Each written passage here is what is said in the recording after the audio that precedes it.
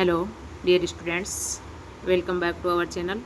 आज हम कक्षा 6 और 7 गणित कार्य पुस्तिका में कार्यपत्रक 35 हल करेंगे।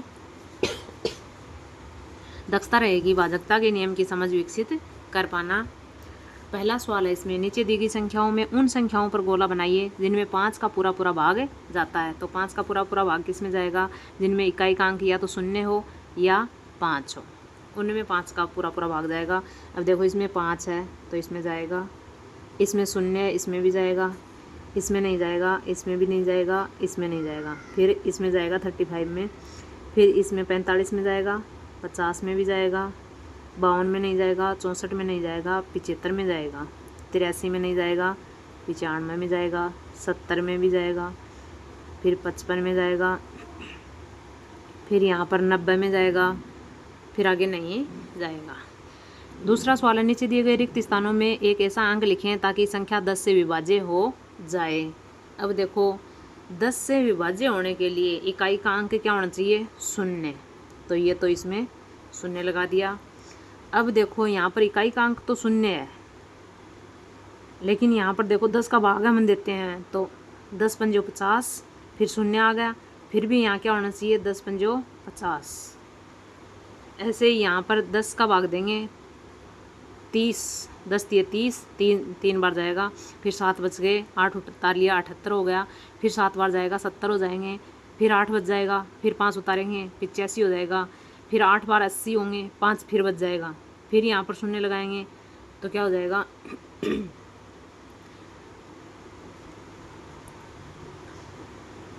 50 में 5 बार चला जाएगा 10 का भाग। ऐसे ही 30 में क्या जाएगा? 3 बार 30 चला जाएगा, 30 हो जाएगा, फिर 7 बचेंगे, फिर 8 उतार लिया 78 हो गए, फिर 7 बार 70 हो जाएंगे, फिर यहाँ 8 बचेगा, 9 उतार लेंगे 89 हो जाएगा, 8 बार भाग जाएगा 80 हो जाएंगे, 9 बच जाएगा तो यहाँ पर क्या उतारें? या तो 0 उतारें तो 90 में 9 बार चला जाएगा, या फिर क्या उतारें? 5, ताकि 5 फिर बच जाएगा, 90 हो जाएंगे, 95 आए तो 5 बच जाएगा, फिर 0 उतार लेंगे, 50 में चला जाएगा 5 बार। अगला है तीसरा सवाल, नीचे दी गई संख्याओं के गुणनखंड एवं गुणनखंडों की संख्या लिखिए।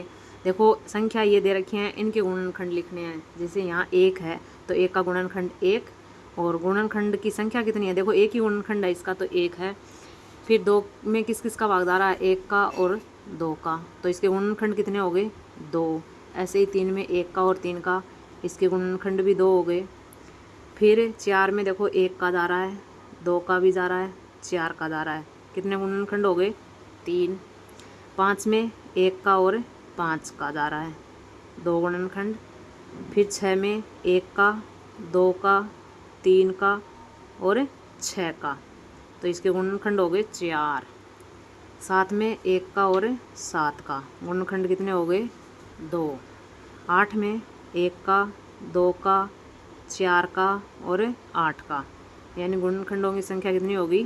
4। यहाँ अगला है 9, तो 9 में देखो 1 का, 3 का और 9 का, गुणनखंड कितने हो गए? 3। 10 में 1 का, 2 का, 5 का और 10 का, 4 गुणनखंड हो गए। 11 में 1 का और 11 का, 2 गुणनखंड है। 12 में 1 का, 2 का, 3 का, 4 का, 6 का, 12 का, तो कितने हो गए? देखो 1 2 3 4 5 6। अगला है 13 का, तो 13 में 1 का और 13 का, 2 गुणनखंड। 14 में 1 का, 2 का, 7 का और 14 का, 4 हो गए। 15 में 1 का, 3 का, 5 का और 15 का, 4 हो गए।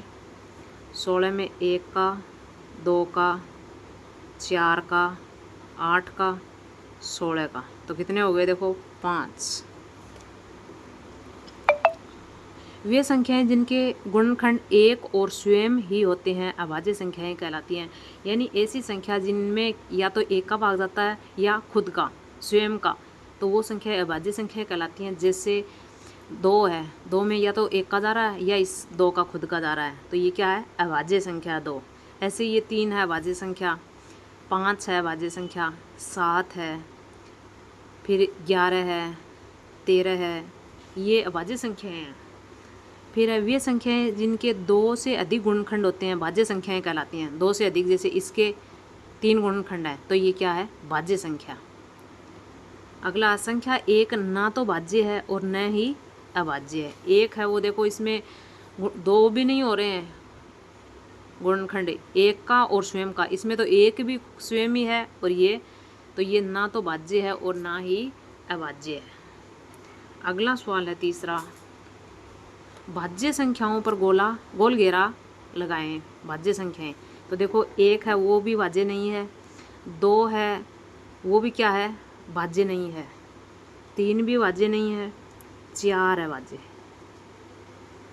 फिर 5 नहीं है, 6 है, 7 भी भाज्य नहीं है, 8 है, फिर 9 है भाज्य, 10 भी भाज्य है, 11 नहीं है, 12 भाज्य, 13 भी अभाज्य है, 13 भाज्य नहीं है अभाज्य है, 14 देखो भाज्य है, 15 भी भाज्य है, 16 भाज्य है, 17 भाज्य नहीं है अभाज्य है, फिर 18 भाज्य है, 19 अभाज्य है, 20 भाज्य, फिर देखो 21 में क्या है, 1 का भी जाता है, 3 का जाता है, 7 का जाता है, इसलिए 21 क्या है, भाज्य।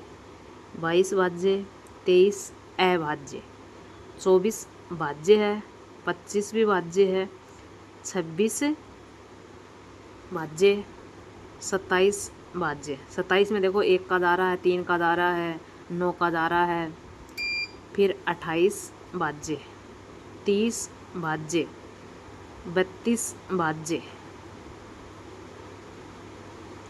32 के बाद में 33 भाज्य, 34 भी भाज्य है, फिर देखो 35 भी भाज्य है, 36 भाज्य है, 37 अभाज्य है, 38 भाज्य।